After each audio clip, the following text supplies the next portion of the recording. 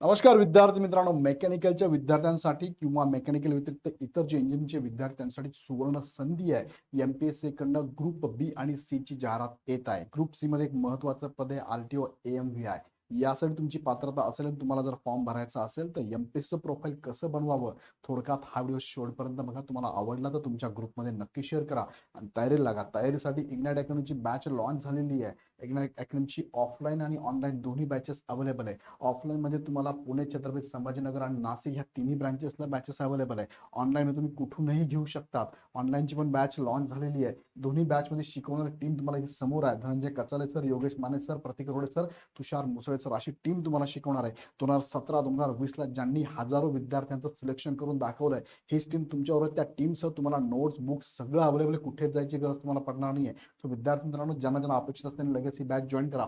Batch join करण्यासाठी खाली डिस्क्रिप्शनमध्ये ऍप आणि बॅचची लिंक दिलेली आहे. त्याचबरोबर तुम्हाला या कोर्स बरोबर ही एक्सपर्ट टीम प्रत्येक ठिकाणी तुम्हाला अवेलेबल असणार आहे बघा. म्हणजे तुम्ही कुठेही ऑफलाईनला गेला तर ऑफलाईनला यापैकीच टीम तुम्हाला इथे शिकवायला असणार आहे. लक्षात घ्या, प्रत्येक ऑफलाईनच्या बॅचची तुम्ही जाऊन व्हिजिट करा, ते तुम्हाला नक्की माहिती देतील. त्याचबरोबर तुम्हाला इग्नाइट अकॅडमीकडनं या एक्झामसाठी लागणारे बुक्स सुद्धा अवेलेबल आहे. हे बुक्स पण तुम्ही घेऊ शकतात. हे तुम्ही जवळच्या बुक स्टॉलला असेल किंवा इग्नाइटच्या ॲपवरून परचेस करू शकता किंवा अमेझॉनवरनं पण मागवू शकता. त्याचबरोबर इग्नाइट अकॅडमीचे हे कॉम्प्रेहेन्सिव्ह बुक्स सुद्धा तुम्हाला इथे अवेलेबल असणार आहे. हे पण तुम्ही घेऊ शकता. मराठी इंग्लिश मीडियम दोन्ही मीडियम मध्ये हे बुक्स अवेलेबल, लक्षात घ्या.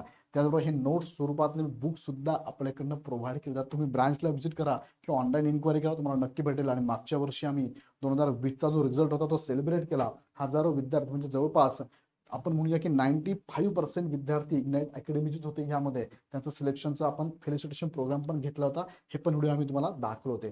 सो ज्या ज्या विद्यार्थ्यांचं स्वप्न आहे, मला येणाऱ्या ऍडमध्ये 461 पदांची ऍड आहे, स्वप्न आहे एमव्हीआय बनण्याचं, त्यांनी लगेच बॅच जॉईन करा.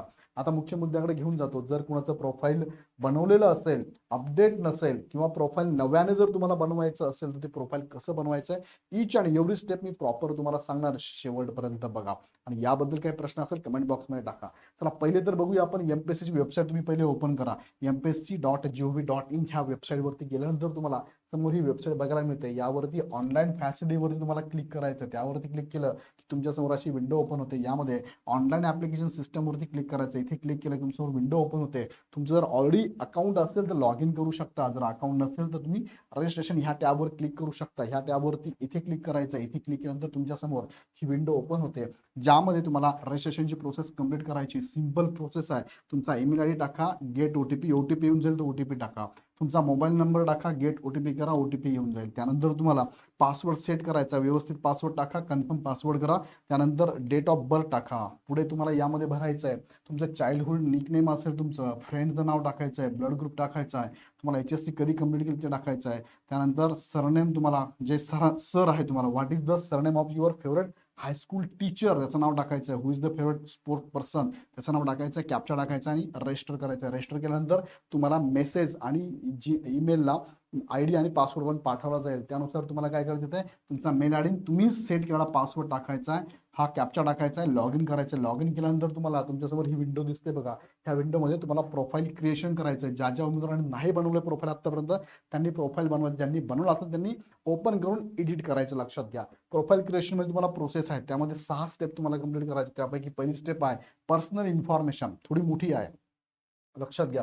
यामध्ये आधार डिटेल्स तुम्हाला टाकायचे. आधारवरती यस करून आधार नंबर आणि तुमचं आधारवर जे नाव असेल ते टाकायचं. त्यानंतर पर्सनल डिटेल्स मध्ये तुम्हाला सरनेम इथे लक्षात घ्या, आता सरनेम, फर्स्ट नेम आणि मिडल नेम टाकायचं आहे. 10वीच्या मार्कशीट वरती त्यांनी सांगितलं, 10वीच्या मार्कशीट वरती जे नाव असेल तेच. भले 10वीचं पहिले सरनेम असेल, कुणाचं नाव असेल, पण नाव जर असेल तिथे सरनेम टाकायचं. लक्षात घ्या, नावाच्या ठिकाणी नाव, सरनेमच्या ठिकाणी नाव सरनेम आणि फादरच्या ठिकाणी फादरचं नाव टाकायचं आहे. ती माहिती पूर्ण इथे भरायची आहे. पुढे जायचं तुम्हाला. पुढच्या त्याच मध्ये पुढे भरायचं तुम्हाला मोबाईल नंबर इनबिल्ड येऊन जाणार आहे, ईमेल आयडी पण येऊन जाणार आहे. तुम्ही मॅरिड असाल तर येस करा, नसेल तर नो करा, पण प्रॉपर असाल तर तेच टाका. त्यानंतर नॅशनॅलिटी इंडियन करायची आहे, मदर टंग तुमची मराठी करायची आहे. वेदर युअर नेमिंग चेंज, तुमच्या नावात 10वीच्या नावानंतर जर बदल झाला असेल तर बदल करू शकता, येस करू शकता. येस जर केलं, तुमच्या नावात स्पेलिंग मिस्टेक असेल तर ऍफिडेविट लागेल. पण जर मोठा बदल असेल तुम्हाला गॅजेट किंवा मॅरेज सर्टिफिकेट लागतं मुलींसाठी. लक्षात घ्या, ते डॉक्युमेंट तयार करून ठेवा. याबद्दल काही अडचण असेल मला कमेंटमध्ये टाका, सेपरेट व्हिडिओ घेऊन तुम्हाला मी सांगेल. त्यानंतर तुम्ही रीड राईट आणि स्पीक करू शकता, लँग्वेज येस येस करून टाका, फिजिकल मेजरमेंट प्रॉपर टाका, नाहीतर तुम्हाला अप्लाय करता येणार नाही. तुमची हाईट जी असेल ती टाका, तुमचं वेट जे असेल ते टाका. चेस्ट डिफ्लेक्शन मध्ये काय आहे, चेस्ट इन्फ्लेटेड म्हणजे काय ते तिथे माहिती भरून टाका. कास्ट तुमची जी आहे त्यानुसार कास्टची माहिती भरा. फॉर्म भरताना ज्या बद्दल तुम्ही माहिती टाकता त्याचं डॉक्युमेंट तुमच्याकडे असणं गरजेचं आहे. कास्टमध्ये कास्ट सर्टिफिकेट तुमच्याकडे हातात असेल तर तुम्ही माहिती भरू शकता, अन्यथा नाही. का? कारण तुम्ही जेव्हा कॅटेगरी टाकतात ओबीसी, ते लगेच विचारतात तुम्हाला तुमचा सर्टिफिकेटचा नंबर, ते बघून टाकायचा सर्टिफिकेटचा नंबर. त्यानंतर इश्युइंग डिस्ट्रिक्ट कोणती टाकायचं आहे आणि तुम्हाला इश्युइंग डेट पण तुम्हाला टाकायची आहे. त्यानंतर तुम्हाला इथे भरायचं आहे तुम्ही बिलॉंग करतात का नॉन क्रिमिनल मधून, एनसीएल, तर येस करायचं. जर नो केलं तुम्हाला तर आरक्षण मिळणार नाही, तुमचा विचार फक्त ओपन मध्ये केला जाईल. जर हे डॉक्युमेंट नसेल तर काढून घ्या, याच्यावरती भरपूर व्हिडिओ मी बनवले, ते एकदा बघून घ्या. त्यानंतर नॉन क्रिमिनलचा डिटेल्स तुम्हाला इथे भरायचा आहे. त्यानंतर तुम्हाला इथे डेट कधी काढलंय ते डेट टाकायची आहे. कास्ट व्हॅलिडी असेल तर येस करा, नसेल तर नो करू शकतात. हे आता काय लागत नाही, ते नंतर काढलं तरी चालतं. सिलेक्शन झाल्यावर 6 महिने वेळ मिळतो, तेव्हा दिलं तरी चालतंय. तुम्ही जर दिव्यांग असेल, दिव्यांगांची माहिती तुम्हाला इथे भरायची. दिव्यांग जर 40% किंवा 40% जास्त असावं लागतं. दिव्यांग सर्टिफिकेट तुमचं एसडीएम किंवा स्वावलंबन काढलेलं असावं लागतं, अन्यथा तुमचं इथे कन्सिडर केलं जात नाही. दिव्यांगाबद्दलची माहिती टाकताना तुम्हाला व्हॅलिडेट पण केली जाते, असेल तर ते तुम्हाला व्हॅलिडेट दाखवतं, अन्यथा दाखवत नाही. ही दिव्यांगाची माहिती प्रॉपर भरा. त्यानंतर तुम्हाला स्पोर्ट पर्सन असाल तर ज्या स्पोर्ट मध्ये तुम्ही खेळलेला असाल त्याची पूर्ण माहिती भरायची आहे. आता स्पोर्ट पर्सन लक्षात घ्या, तुमच्याकडे स्पोर्ट सर्टिफिकेट फक्त पार्टिसिपेशनचं असेल तुम्हाला इथे आरक्षण मिळत नाही. एक तर रँक पाहिजे, नंबर 1, 2 किंवा 3, दुसरं काय एक तर मेडल पाहिजे असेल तर, आणि तरच तुम्ही स्पोर्ट पर्सन फॉर्म भरू शकतात. स्पोर्ट पर्सन मध्ये जे स्पोर्ट तुम्ही खेळलात ना ते स्पोर्ट एमपीसीच्या लिस्ट मध्ये असावे लागतात, कोणताही चालत नाही, ते पण लक्षात घ्या. ते असेल त्याची माहिती भरा, ऍड करा. आता ही झाली स्पोर्ट पर्सनची माहिती. नंतर एक्स सर्व्हिसमॅन तुम्ही जर असाल तर तुम्ही एक्स सर्व्हिसमॅनची माहिती भरायची. ते बघा, तुम्ही फोर्समधनं असाल तर येस करा, कोणत्या फोर्समधून त्याची माहिती भरा. त्यानंतर तुम्हाला इथे अपॉइंटमेंट, जी डेट ऑफ अपॉइंटमेंट त्याची माहिती टाका. रेग्युलर तुमचं डिस्चार्ज सर्टिफिकेट आहे, discharge certificate, date of retirement त्याच्यावरची जी डेट असेल ती टाका. त्यानंतर पिरियड ऑफ सर्व्हिस, किती दिवस तुम्ही सर्व्हिस केली ते टाका. Discharge certificate, letter of permission for reemployment number, तुम्हाला सैनिकी स्कूल, सैनिकी काय म्हणू आपण, त्या सैनिकी ज्या प्रत्येक जिल्ह्याला त्यांचं निधी असतो की त्यांचं एक ऑफिस असतं, त्या ऑफिसात जाऊन तुम्हाला रजिस्टर करायचं आहे, तिथला एम्प्लॉई नंबर इथे टाकायचा, लक्षात घ्या. त्यानंतर तुम्हाला डेट ऑफ डिस्चार्ज सर्टिफिकेटचा नंबर टाकायचा आहे. Serial number and date of certificate provide by the appropriate authority for the relaxation, ते टाकायचं आहे. त्यानंतर डिसेबल पेन्शन होल्डर असाल तर येस करा, नसेल तर नो करा. Have you join state government state किंवा सेंट्रल गव्हर्नमेंटची तुम्ही एखादी सर्व्हिस जॉईन केली असेल तर येस करा, नसेल तर नो करा. नंतर पुढे आपण बघूया, तुम्ही जर महाराष्ट्र सरकारचे एम्प्लॉई असाल गव्हर्नमेंटचे तर त्याची माहिती तुम्हाला भरायची आहे. तुम्ही जर तुमच्याकडे डोमेसाईल सर्टिफिकेट नसेल तर तुम्हाला आरक्षण मिळणार नाही. आता वेळ आहे, डोमेसाईल सर्टिफिकेट नसेल त्याने डोमेसाईल सर्टिफिकेट काढून घ्या.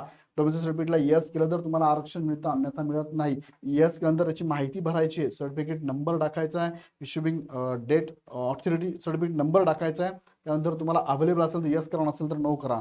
इश्युइंग डिस्ट्रिक्ट पण टाकायची आहे आणि डोमेसाईल इश्युइंग डेट पण टाकायची. म्हणजे तुमच्याकडे असेल तरच माहिती भरू शकता, अन्यथा नाही. जर डोमेसाईल नसेल त्यांनी टाकलं, you will not be consider for reserve category post if you do not have Maharashtra domicile certificate. मग बाकी तुमचा विचार जनरल मधनं होणार आहे, लक्षात घ्या. नसेल तर, आता अवेलेबल नसेल तर काढून घ्या, वेळ पुष्कळ आपल्याकडे अवेलेबल आहे. ऍडिशनल रिझर्वेशन तुमचं जे काय असेल त्याची माहिती तुम्ही ते भरू शकता. जसं की प्रोजेक्ट अफेक्टेड असाल तर त्याची माहिती भरायची आहे. अर्थक्वेक अफेक्टेड असेल त्याची माहिती भरायची आहे.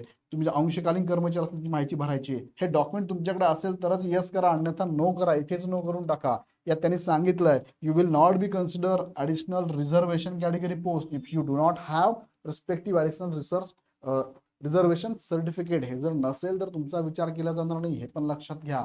त्यानंतर ऑर्फन डिटेल, तुम्ही जर अनाथ असाल तर अनाथांची माहिती भरायची आणि सेव्ह करायची आहे. नंतर आपण पुढे जातो. सेव्ह केल्यानंतर हा जी पहिली विंडो तुमची सेव्ह झाली, ज्याला आपण म्हणतो पर्सनल इन्फॉर्मेशन सेव्ह सक्सेसफुली, ही स्टेप 1 झाली. स्टेप 2 कडे आपल्याला जायचं. स्टेप 2 मध्ये ऍड्रेस इन्फॉर्मेशन आहे. परमनंट ऍड्रेस आणि करस्पॉन्डिंग ऍड्रेस सेम असेल तरी चालतो, वेगळा असेल तर टाकून द्या, काही प्रॉब्लेम नाही. ऍड्रेस टाका, सेव्ह करा. सेव्ह केल्यानंतर तुम्ही जाता थर्ड अदर इन्फॉर्मेशन मध्ये. ओके, अदर इन्फॉर्मेशन तुम्हाला माहिती भरायची असते बघा. जसं की तुमच्यावरती काही कोर्ट केसेस चालू असेल त्याची माहिती भरायची आहे. तुम्हाला जर वेगळे काही प्राइजेस, स्कॉलरशिप, मेडल्स मिळाले असेल तर त्याची माहिती भरायची आहे. त्यानंतर तुम्हाला परत एक विंडो येते, विचारली जाते, जी की विंडोमध्ये अदर इन्फॉर्मेशन मध्ये एनी प्रोसिक्युशन इज पेंडिंग, म्हणजे कोर्टामध्ये काही पेंडिंग असेल तर त्याची माहिती इथे भरायची आहे. ही झाली स्टेप 3, सेव्ह करायचे. नंतर तुम्ही 4 स्टेप कडे, क्वालिफिकेशन इन्फॉर्मेशन. यामध्ये अगदी तुम्ही 10वी 12वी डिप्लोमा, डिग्री, पोस्ट ग्रॅज्युएशन असेल त्याची पूर्ण माहिती भरायची आहे. ही महत्वाची माहिती आहे, प्रॉपर भरा. यामध्ये जर का तुम्ही चुकला काहीतरी पर्सेंटेज टाकायला चुकला असेल, तुम्हाला वाटतंय मला एडिट करायचं आहे, तर एडिटचा ऑप्शन पण असतो किंवा डिलीटचा ऑप्शन पण असतो. सो पूर्ण माहिती प्रॉपर भरा, कारण जी माहिती तुम्ही भरतात त्याचे डॉक्युमेंट तुम्हाला डीबीच्या वेळेस लागतात. जर का माहिती भरली डॉक्युमेंट नसेल तर मात्र तुम्ही अडचणीत येऊ शकतात. सो पूर्ण इन्फॉर्मेशन भरायची ह्या विंडोमध्ये, तुमचं क्वालिफिकेशननुसार माहिती भरल्यानंतर सेव्ह करायची आहे. आणि मग आपण या पुढच्या विंडोकडे जाणार आहोत, 5 नंबरच्या एक्सपिरियन्स इन्फॉर्मेशन. तुम्ही जर एक्सपिरियन्स पर्सन असाल, काही असेल तुमच्याकडे, फक्त एक्सपिरियन्स सर्टिफिकेट लागतं, लक्षात घ्या.